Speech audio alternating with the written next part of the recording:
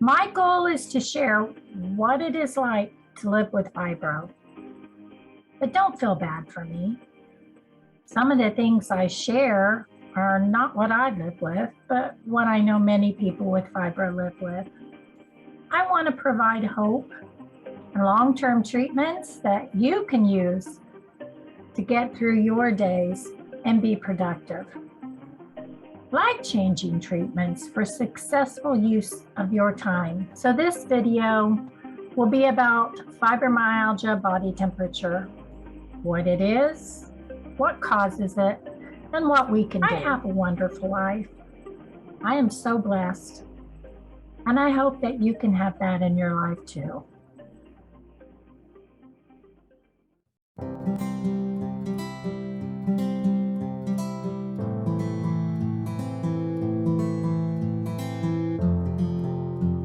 Are you cold all the time? Or is it difficult to get warm? Or maybe you have hot and cold experiences that alternate and isn't in harmony with your environment.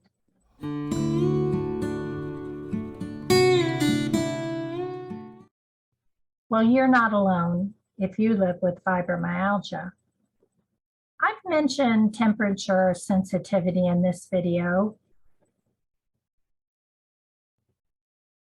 but I wanted to go into a little more detail here.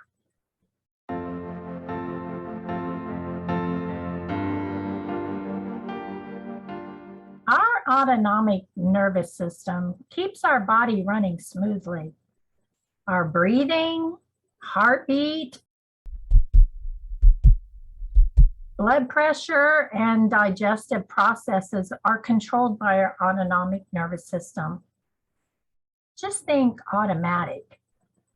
We don't have to think about making our heart beat or remember to breathe.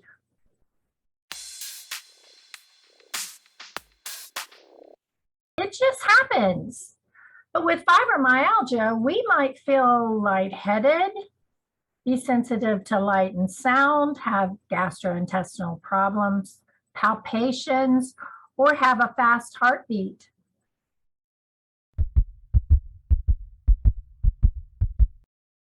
Many of us have low blood pressure or struggle with high blood pressure because of certain medications we take, but that's usually minimal. And to make matters worse, our fight or flight reaction is always on the alert. It never turns off, like a wolf.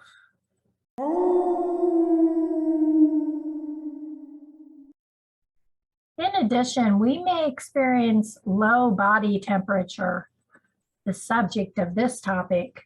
For example, normal body temperature for me is 97 degrees. Do you have trouble, as I do, with temperature sensitivity? Do you have trouble warming up? Do you have trouble if you get too hot? The problem is that it can cause a flare that makes our symptoms even worse.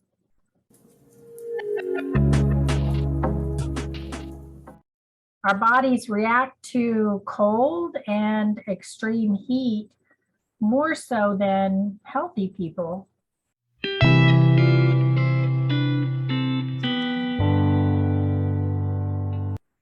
They call this dysautonomia, a dysfunction of the autonomic nervous system.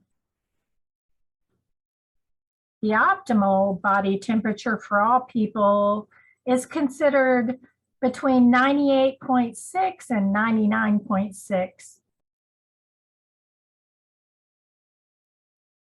Although in many physiology books, it will state the normal body temperature can range between 97 to 99 degrees.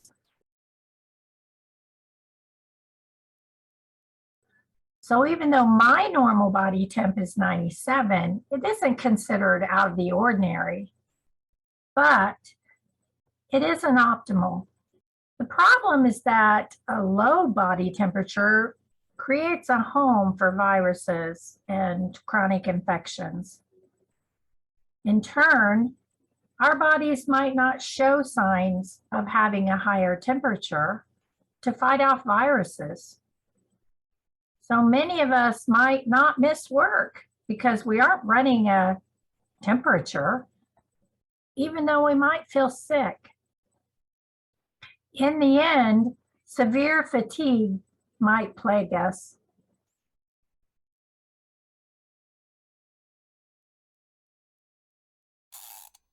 A research article by Larson, Pardo, and Pasley explains that brown adipose tissue is present in humans. This tissue burns fat and glucose for heat production to defend the body from cold exposure.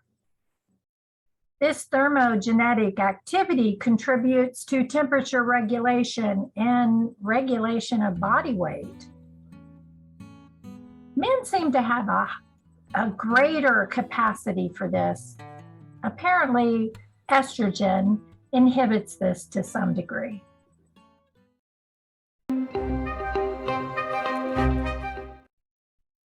According to Very Well Health, we can do the following.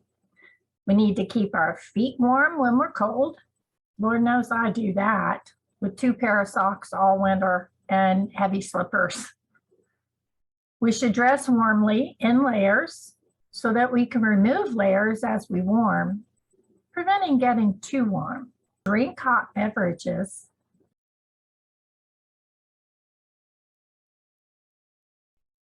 Eat hot foods.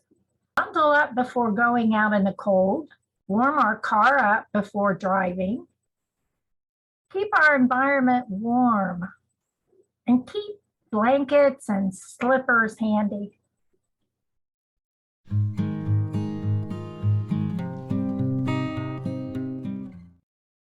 Reasonable accommodations can be made with your employer if your environment is a little too cold. Once the cold sets in, it's hard to warm up, right?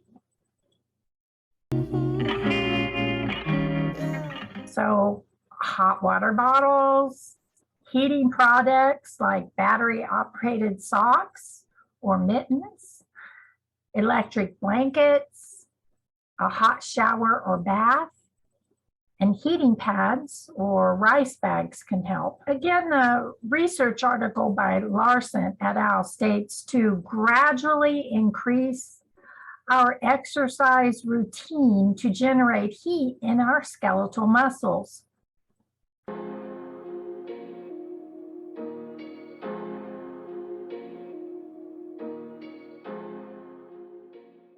However, the problem for many of us is that exercise can be a stressor.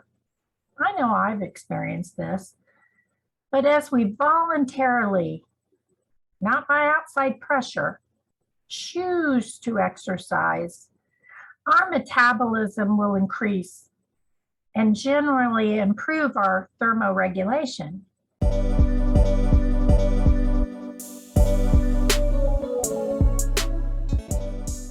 That is, our fibro symptoms are minimized by warmth. Our, quote, thermogenic activity is increased by the same conditions that exacerbate the symptoms of fibromyalgia. That is cold and mild daily stress, unquote.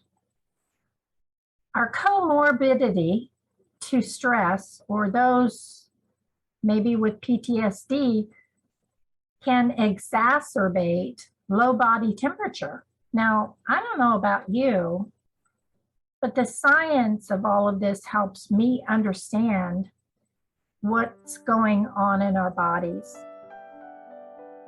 and really helps to encourage me to exercise. Even a little bit every day, 5 minutes, that's all it takes. For some of us, swimming in a warm pool can help too.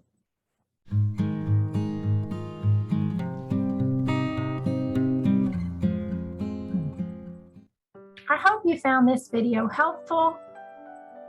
I send you gentle hugs and support. Love you.